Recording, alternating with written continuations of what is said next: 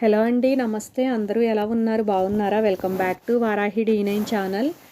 కార్తీక పురాణం 20వ అధ్యాయం అండి. సత్యభామ అలకని తీర్చిన కృష్ణుణ్ణి తన పూర్వజన్మ గురించి అడగడం. శ్రీ మహావిష్ణువు లీలా విశేషాలలో భాగంగా శ్రీకృష్ణ సత్యభామల గురించి సౌనకాది మునులతో సుతుడు చెప్పడం మొదలుపెట్టాడు. ఒక రోజున శ్రీకృష్ణుడు రుక్మిణీ సమేతుడై ఉండగా దేవలోకం నుంచి నారద మహర్షి వస్తాడు. ఆయన చేతిలో ఉన్న పారిజాత పుష్పం గురించి కృష్ణుడు అడుగుతాడు. అది పారిజాతమని, దేవలోక పుష్పమని నారదుడు చెబుతాడు. పారిజాతం ఎంతో సువాసనను వెదజల్లుతూ ఉంటుంది. దానికి వాడిపోవడం అనేది తెలీదంటాడు. ఆ మాట వినగానే రుక్మిణీదేవి ఆశ్చర్యపోతుంది. అందుకే ఆ పారిజాత వృక్షాన్ని సచీదేవి ఎంతో అపురూపంగా చూసుకుంటూ ఉంటుందని నారదుడు చెబుతాడు. ఎంతో అపురూపమైన ఆ పుష్పాన్ని ఇష్టభార్య సిగలో ఉంచమని దానిని కృష్ణుడికి అందజేస్తాడు. పక్కనే రుక్మిణీదేవి ఉండటంతో కృష్ణుడు ఆ పారిజాత పుష్పాన్ని ఆమె సిగలో ఉంచుతాడు.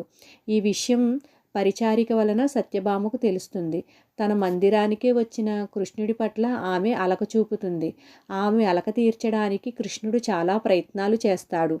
దేవలోకంలో పారిజాత వృక్షాన్ని తీసుకొచ్చి తన పెరటిలో నాటితేనే తన మనసు కుదుట పడుతుందని సత్యభామ తేల్చి చెబుతుంది. దాంతో కృష్ణుడు ఆమెను వెంటబెట్టుకుని నేరుగా దేవలోకం వెళ్తాడు.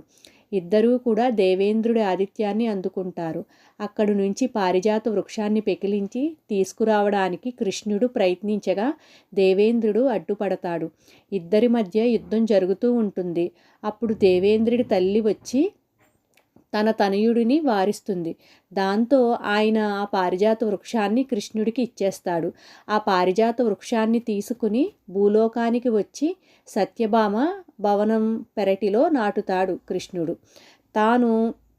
తనని కూడా తీసుకుని అమరలోకానికి వెళ్ళడం, దేవేంద్రుడితో తలపడటం, పారిజాత వృక్షాన్ని తెచ్చి తన అలక తీర్చడం తనపై ఆయనకి గల ప్రేమకి నిదర్శనంగా భావిస్తుంది.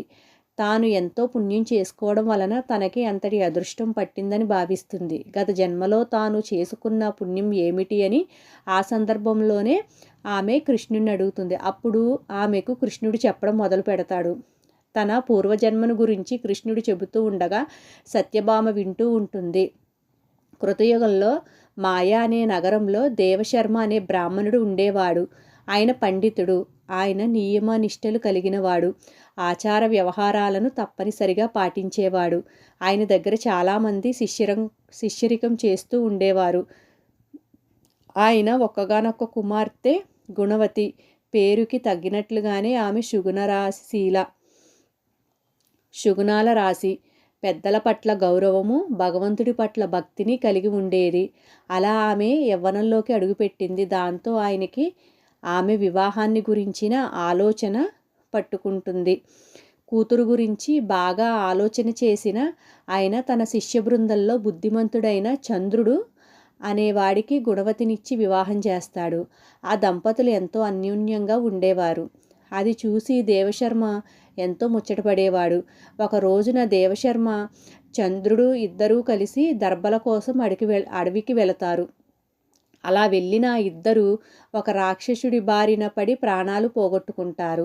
అలా మరణించిన మామ అల్లుళ్ళ దైవ సన్నిధిలోనే ఎక్కువ కాలం గడుపుతూ వచ్చిన కారణంగా విష్ణులోకానికి చేరుకుంటారు. తండ్రి భర్త మరణించడంతో గుణవతి ఎంతగానో దుఃఖిస్తుంది. భారం భగవంతుడిపై వేసి రోజులు గడుపుతూ ఉంటుంది. భగవంతుడి సేవ కోసమే ఎక్కువ సమయం కేటాయిస్తూ ఉంటుంది. కార్తీక వ్రతాలు, ఏకాదశి వ్రతాలు అత్యంత భక్తి శ్రద్ధలతో ఆచరిస్తూ ఉంటుంది. అలా ఆమెకి వయసు పైబడుతుంది. శరీరం ఎంతమాత్రం సహకరించని పక్షంలో కూడా చలిలో ఆమె కార్తీక స్నానం చేయడానికి సిద్ధపడుతుంది. అప్పుడు విష్ణుదూతలు వచ్చి ఆమెను దివ్య విమానంలో విష్ణులోకానికి తీసుకువెళతారు. ఆ తరువాత కాలంలో మాయానగరంలో పండితుడుగా పేరు తెచ్చుకుని ఆచార వ్యవహారాలు పాటించిన ఆ పండితుడు సత్రాజిత్తుగా జన్మిస్తాడు. ఆయన శిష్యుడు చంద్రుడు అక్రూరుడుగా జన్మిస్తాడు. అనునిత్యం శ్రీహరినామస్మరణతోనూ ఏకాదశి వ్రతాలతోనూ జీవితాన్ని గడిపిన గుణవతియే సత్యభామగా జన్మించిందని కృష్ణుడు చెబుతాడు. దాంతో ఆనందంతో మురిసిపోతూ సత్యభామ ఆయన అక్కున చేరుతుంది. ఓకే అండి. మళ్ళీ మరో వీడియోతో కలుద్దామండి. బాయ్ అండి. Thank you.